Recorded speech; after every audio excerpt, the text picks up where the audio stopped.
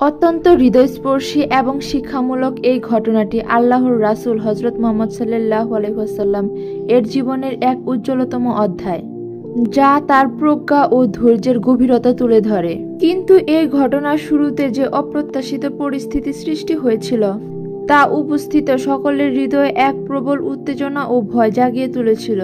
মদিনার মসজিদে নববী ইসলামের কেন্দ্র, পবিত্রতা ও প্রশান্তির স্থান। সাহাবীগণ সেখানে ধ্যানমগ্ন, কেউ নামাজ পড়ছে, কেউ বা নীরবে বসে আছেন নবীজি সাল্লাল্লাহু আলাইহি ওয়াসাল্লামের সান্নিধ্যে। পরিবেশ ছিল গভীর শ্রদ্ধায় আবৃত, সেখানে সামান্যতম বিশৃঙ্খলাও ছিল অচিন্তনীয়। ঠিক সেই মুহূর্তে প্রবেশ করল একজন গ্রাম্য বেদুইন। সে ছিল ইসলামের শিক্ষায় সদ্য পরিচিত। শহরের রীতিনীতি বা মসজিদের পবিত্রতা সম্পর্কে তার কোনো ধারণাই ছিল না। চারপাশের মানুষের দিকে একবার তাকিয়েই সে সোজা মসজিদের এক কোণে গিয়ে দাঁড়ালো। তারপর কোনো রকম সতর্কতা ছাড়াই যা ঘটল তা ছিল কল্পনারও অতীত।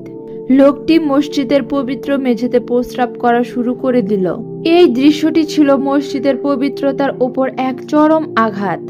প্রথমত নীরবতা, তারপরেই উপস্থিত সকলের মধ্যে যেন এক বিদ্যুৎ চমক খেলে গেল। সাহাবীগণের রক্তচক্ষু ক্রোধে জ্বলে উঠল। আল্লাহর ঘর অপবিত্র হচ্ছে, এই চিন্তায় তারা মুহূর্তেই ধৈর্যের বাঁধ ভেঙে ফেললেন। অনেক সাহাবী, যাদের হাতে হয়তো তখনও অস্ত্র ছিল, তারা গর্জে উঠে ক্ষিপ্ত গতিতে বেদুইনটির দিকে ছোটাছুটি শুরু করলেন।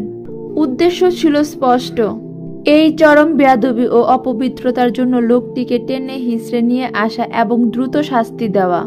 যেন এক মুহূর্তে সেই পবিত্র স্থানে এক ভয়ঙ্কর পরিস্থিতি সৃষ্টি হলো।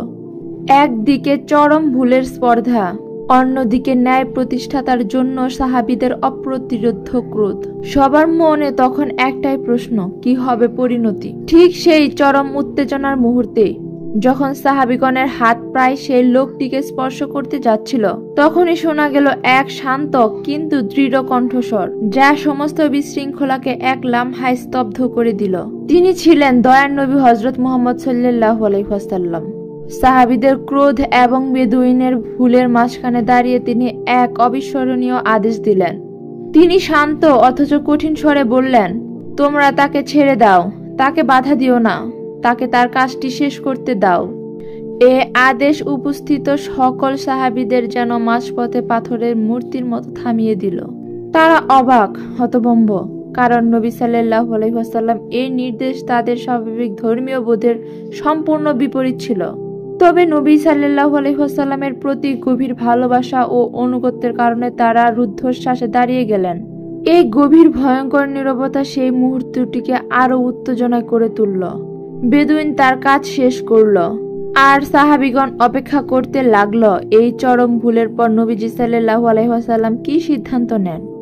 লোকটি প্রস্রাব শেষ করার পর নবীজি সাল্লাল্লাহু আলাইহি ওয়াসাল্লাম প্রথমে শারীরিক অপবিত্রতা দূর করলেন। তিনি নির্দেশ দিলেন, এক বালতি পানি এনে জায়গাটি ধুয়ে পরিষ্কার করো। তারপর হলো আসল শিক্ষা। নবীজি সাল্লাল্লাহু আলাইহি ওয়াসাল্লাম সেই বেদুইনকে কাছে ডাকলেন। কোনো ধমক বা তিরস্কার নয়, বরং অত্যন্ত নরম ও দয়ার্থ কণ্ঠে তিনি তাকে বুঝিয়ে দিলেন, মসজিদগুলো এ ধরনের অপবিত্র কাজের জন্য নয়, এগুলো শুধু আল্লাহর স্মরণ, নামাজ এবং ইবাদতের স্থান। এরপর তিনি সাহাবীগণকে উদ্দেশ্য করে যে কালজয়ী শিক্ষা দিলেন তা ইসলামের দাওয়াতের মূল ভিত্তি। তোমাদেরকে সহজকারী রূপে পাঠানো হয়েছে, কঠিন বা কঠোরকারী রূপে নয়।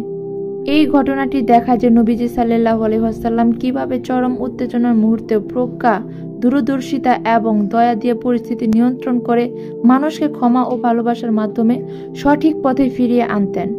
এই ক্ষমা ও ধৈর্য বেদুইনটির হৃদয়কে ইসলামের প্রতি পুরোপুরি আকৃষ্ট করেছিল। আরও এমন ইসলামিক ভিডিও পেতে চ্যানেলটি সাবস্ক্রাইব করে রাখুন।